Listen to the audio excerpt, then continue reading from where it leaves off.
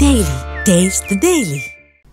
Andhra Pradesh politics లో మరో వారసురాలు entry ఇవ్వబోతున్నారా? Active politics లో ఉన్న సీనియర్ లీడర్ తన కుమార్తె కోసం గ్రౌండ్ ప్రిపేర్ చేస్తున్నారా?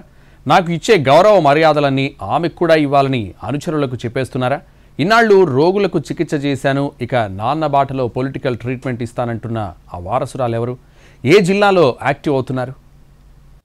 బొత్స సత్యనారాయణ పొలిటికల్ సర్కిల్స్ లో అస్సలు పరిచయం అక్కర్లేని పేరు. పొజిషన్లో ఉన్న అపోజిషన్లో ఉన్న పొలిటికల్ చాణక్యంలో దిట్టన్న పేరుంది ఆయనకు. విజయనగరం పాలిటిక్స్ లో బొత్స ఫ్యామిలీ నుంచి ఇప్పటికే చాలా మంది ఉన్నారు. కానీ ఇప్పుడు పక్కా రాజకీయ వారసత్వం మీద దృష్టి పెట్టారట ఎక్స్ మినిస్టర్. ప్రస్తుతం ఎమ్మెల్సీగా వైసీపీ శాసనమండలి పక్ష నేతగా వ్యవహరిస్తున్నారు బొత్స. మారుతున్న రాజకీయ పరిస్థితులు పరిణామాల దృష్ట్యా ప్రత్యామ్నాయాల వైపు చూస్తున్నారట ఆయన. ఆ క్రమంలోనే తన యాక్టివ్గా ఉన్నప్పుడే వారసుల్ని రాజకీయాల్లో సెటిల్ చేయాలనుకున్నట్టుగా తెలుస్తోంది. తన కుమార్తె బొత్స అనూష అసెంబ్లీలో అధ్యక్ష అంటే చూసి మురిసిపోవాలి అనుకుంటున్నట్టుగా తెలుస్తోంది. ఆ విషయంలో ఫుల్ ఫోకస్ పెట్టబోతున్నట్టుగా సమాచారం. బొత్స వారసురాలి పొలిటికల్ ఎంట్రీకి కావలసిన గ్రౌండ్ వర్క్ గట్టిగానే జరుగుతోందట.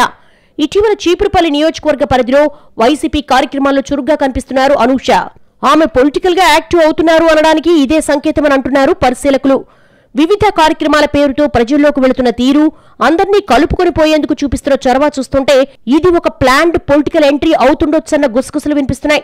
చీపురుపల్లి నియోజకవర్గంలో బొత్స సత్యనారాయణకు ప్రత్యామ్నాయంగా అనూష తయారయ్యే ప్రయత్నంలో ఉన్నట్టుగా కనిపిస్తోందని సొంత క్యాడరే చెప్పేసుకుంటోంది. వృత్తిపరంగా డాక్టర్ అయిన అనూష ఇటీవల సెగ్మెంట్లో విస్తృతంగా పర్యటిస్తున్నారు. ఆధ్యాత్మిక సేవా కార్యక్రమాలు, క్యాడర్ మీటింగ్స్ లో యాక్టివ్గా ఉన్నారు.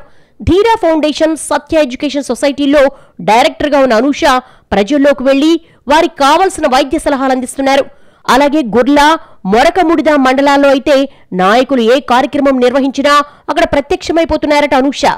రాబోయే స్థానిక సంస్థల ఎన్నికల్లో ఈ రెండింటిలో ఏదో ఓ మండలం నుంచి జడ్పీటీసీగా ఆమె పోటీ చేస్తారన్న ప్రచారం జరుగుతోంది. దాని ద్వారా ముందు జడ్పీ చైర్పర్సన్తో పొలిటికల్ కెరీర్ మొదలు పెట్టాలనుకుంటున్నారన్న చర్చ జరుగుతోంది. తల్లి ఝాన్సీ తరహాలోనే అనూష కూడా రాజకీయ అరంగేట్రం చేస్తారని బొత్స అనుచరగణం చెప్పుకుంటోంది. మరోవైపు ఇటీవలి కాలంలో అనూష పర్యటనల మీద ప్రజల స్పందన గురించి కూడా ఆరా తీశారట బొత్స సత్యనారాయణ. పాజిటివ్ రిపోర్టు రావడంతో ఇప్పుడు కోరుకున్నట్టు రేపు పరిస్థితులన్నీ అనుకూలించి తాను రాజ్యసభకెళితే చీపురుపల్లి నియోజకవర్గ బాధ్యతలను అనూష చూసుకునేలా స్కెచ్ రెడీ చేస్తున్నారట. అసెంబ్లీ సాధారణ ఎన్నికలకి ఇంకా చాలా టైం ఉన్నందున అప్పటికెలాగోలా కుమార్తె సెట్ అవుతారన్న ఆలోచనలో ఉన్నారట బొత్స. ఓవరాల్ గా ఆ కుటుంబం నుంచి రాజకీయ వారసత్వం మాత్రం ఖాయమైపోయిందంటున్నారు ఎమ్మెల్సీ సన్నిహితులు.